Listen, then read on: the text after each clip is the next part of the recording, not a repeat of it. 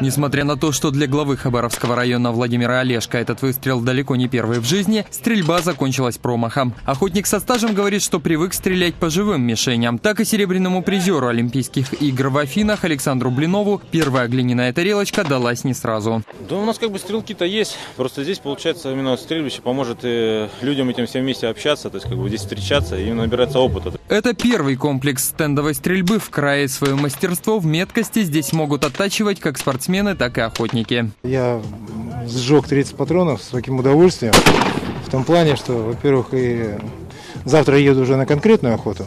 Навыки свои восстановил. Организаторы уверяют, стрельба дробью по глиняным мишеням – лишь начало. Здесь будет развиваться не только стрельба пулевая, но и лук, и стрельба из арбалета. А эти виды стрельбы у нас в Центре спортивной подготовки развиваются.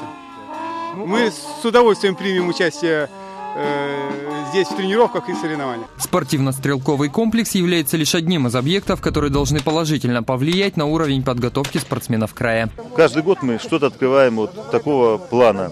Либо вот в данном случае это стрелковый тир. Я думаю, что в конце года мы должны с вами быть свидетельствами открытия горнолыжной базы на Воронеже. Организаторы уверены, что уже в течение года на территории комплекса пройдут первые соревнования по стендовой стрельбе. Именно на них должен определиться и первый чемпион края. Руслан Соколов, Максим Тарута, Артур Гец. Новости 24. Хабар.